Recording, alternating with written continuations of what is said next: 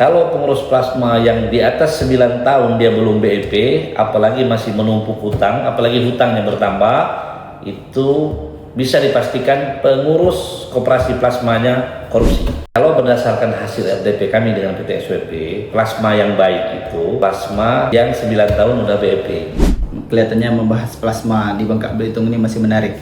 Tapi kira-kira menurut Pak Bel, mana plasma yang baik dan mana plasma yang tidak baik, yang belum baik, yang tidak benar?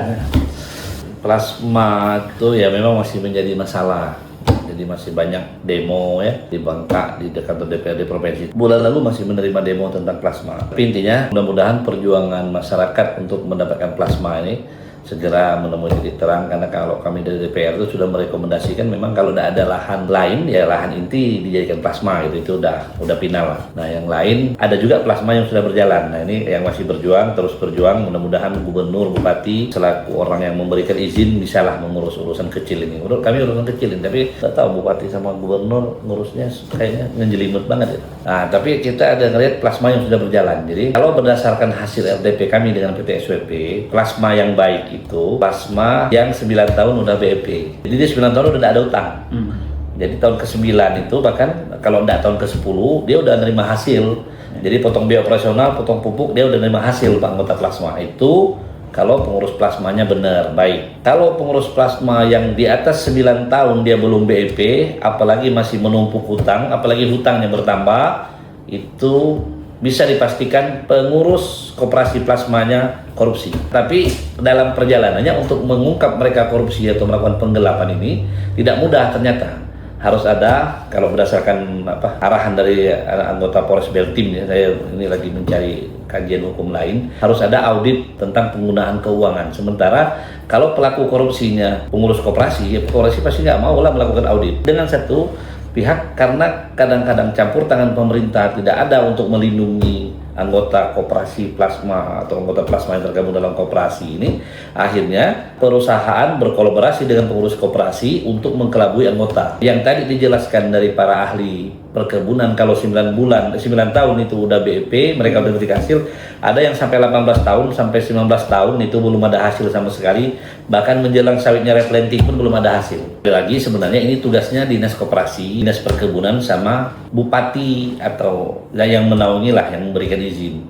Ini membela hak rakyat yang dibodoh-bodohi seperti ini. Tapi kan kita ngelihat bupati urusannya entah, nggak paham gitu terkait plasma ini. Dinas perkebunan sudah menjadi humas perusahaan kadangkala, juga sudah menjadi humas bagian pengurus koperasi yang korupsi tadi kadangkala. Nah begitu juga dengan dinas koperasinya. Dinas koperasinya sudah menjadi bagian dari yang melindungi pengurus-pengurus koperasi yang korupsi. Bahkan mohon maaf kadangkala informasi yang saya terima, pengurus koperasi dengan dinas koperasi selaku pengawas koperasi ini main matanya lebih hebat.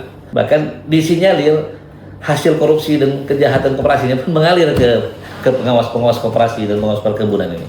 Nah, tapi untuk membuktikan ini memang harus ada kerja bersama, karena ini tidak mudah ternyata mengungkapnya. Tapi intinya kalau di atas 9 tahun plasma itu masih ada utang, belum ada bagi hasil yang jelas, itu 90% diindikasi pengurusnya korupsi. Tapi kalau udah 9 tahun, ada beberapa koperasi yang bagus, 9 tahun udah lunas hutang dan mereka udah menerima hasil.